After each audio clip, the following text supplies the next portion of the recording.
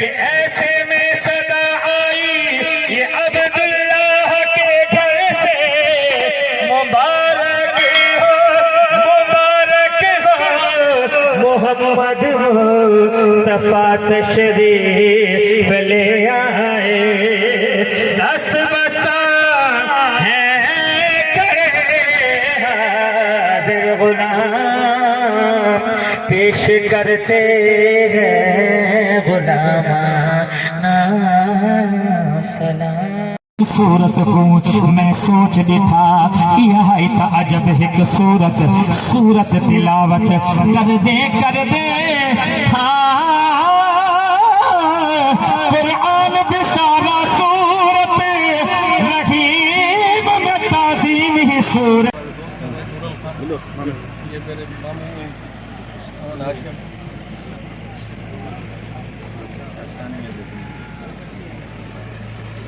سننے والی ہے کہ برے بدینوں میں لبن چلے آئے میں نو برا لبانا کوئی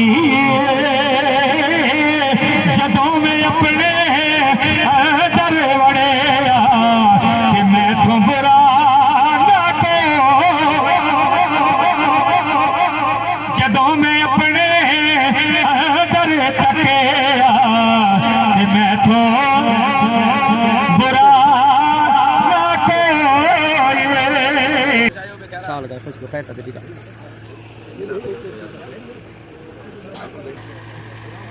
نہایتی معزز حاضرین محفل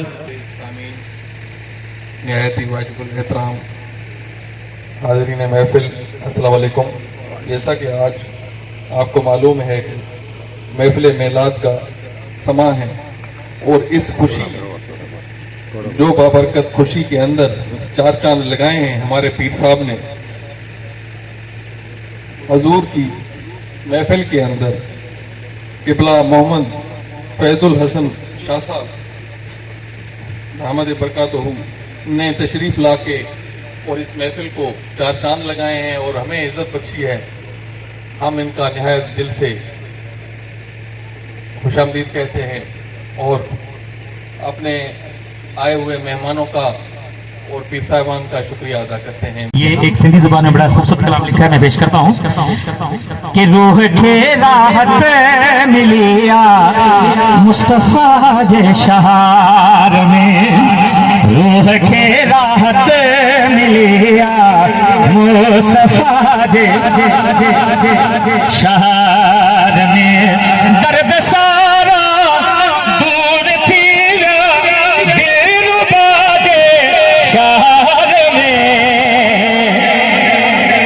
روح کے راحت ملیا مصطفیٰ جے شہر میں روح کے راحت ملیا مصطفیٰ جے شہر میں اللہ اللہ ہیویا دیدار روزے پاک جاوے جا صفا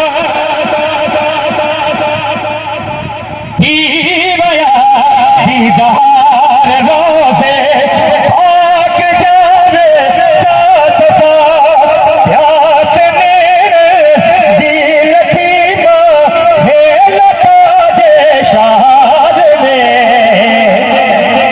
روح کے راحت ملیا مصطفیٰ جے شہر میں روح کے راحت ملیا مصطفیٰ جے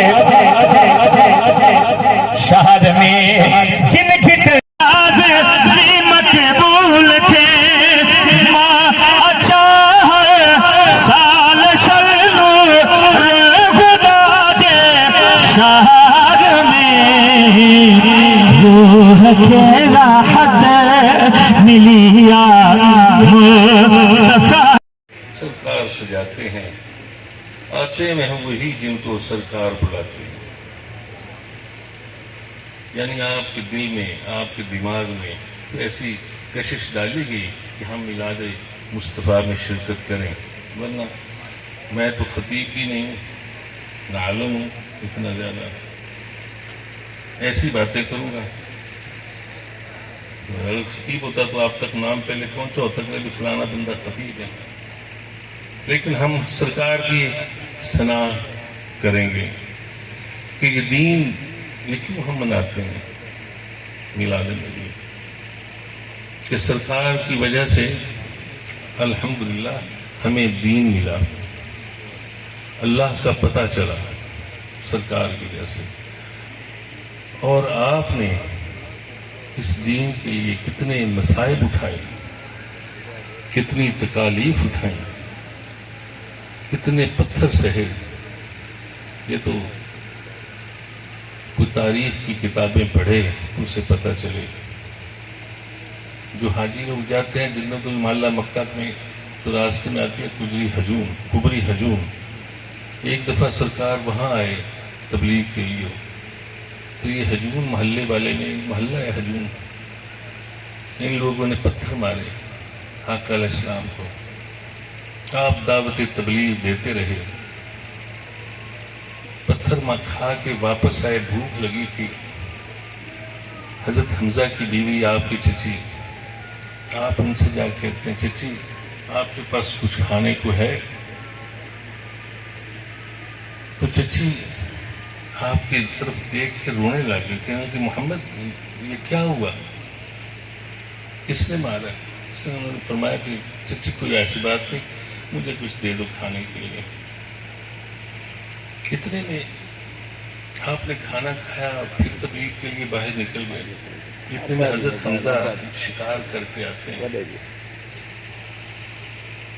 ان کی زوجہ محترمہ ان سے کہتے ہیں کہ حمزہ تو شکار کی پڑی ہوئی ہے، محمد یتیم ہے اس لیے لوگ اسے مارتے ہیں، اس کا کوئی وارث نہیں ہے اس لیے لوگ اس کو پتھر مارتے ہیں. تو حضرت حمزہ بڑے جری اور بہادر تھے. کہنے کا کیا ہوا؟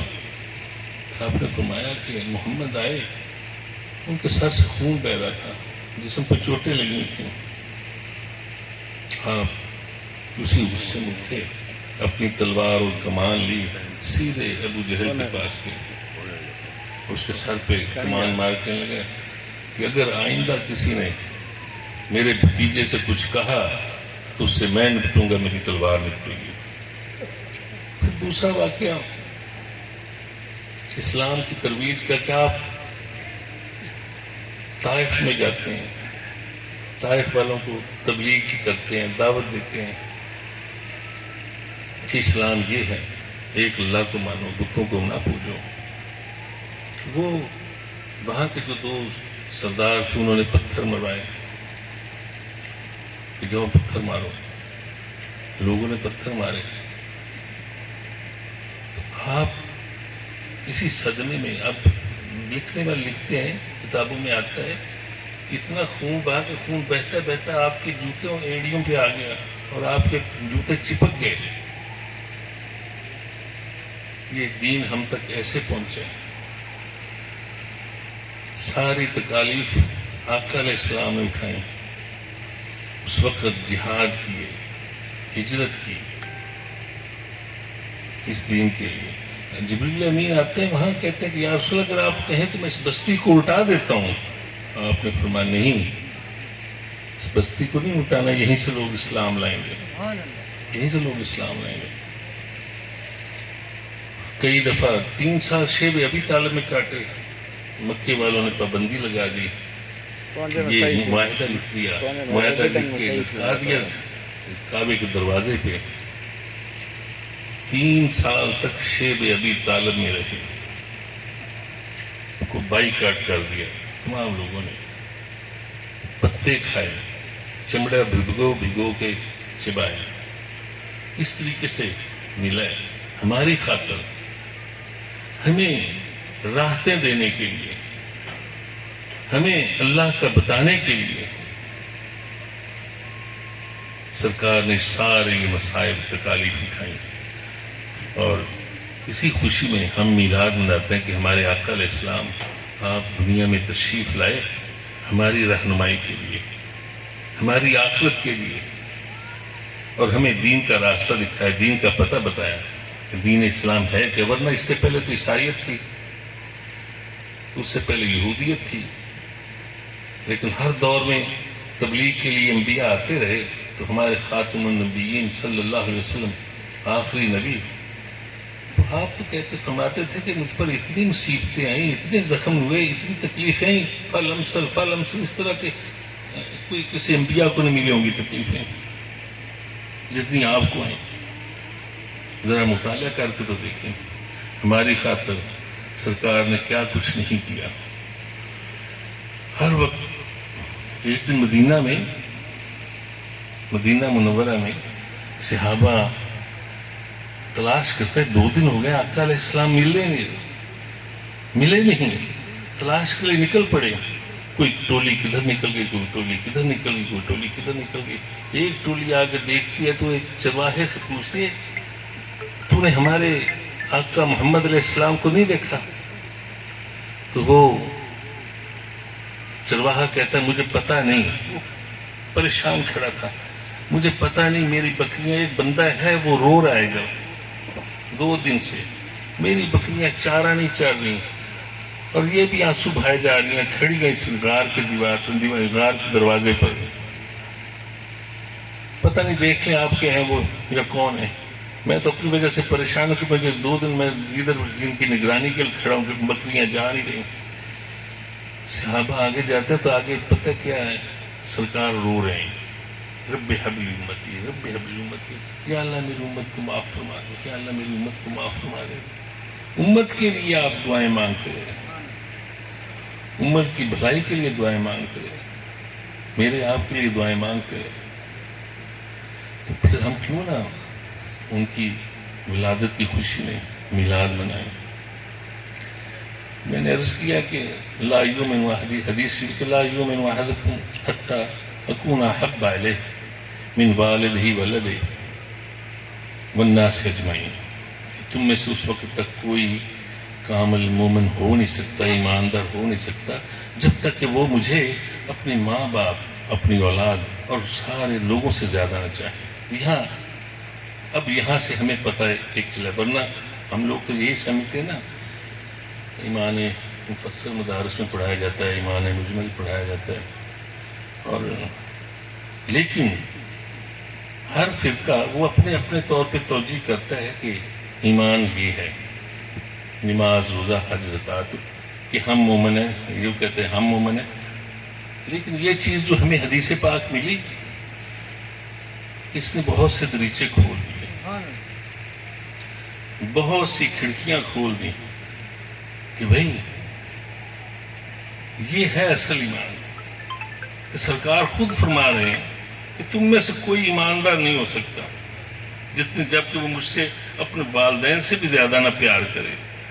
تو پھر یہاں ایک چیز آتی ہے کہ دیکھیں، ہاتھ کٹ گیا زندگی باقی ہے، ٹانگ کٹ گئی زندگی باقی ہے، کان کٹ گئے زندگی باقی ہے، لیکن اگر گردن کٹ گئی تو زندگی باقی نہیں۔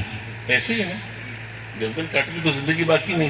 اسی طرح اگر نماز رہ گئی، بندہ گناہ گار ہے لیکن ایماندار ہے، روزہ ٹوٹ گیا، بندہ گناہ گار ہے لیکن ایماندار ہے، زکوٰۃ فرض، حج فرض تھی، حج پہ نہیں گیا، مال ہونے کے باوجود بندہ گناہ گار ہے مگر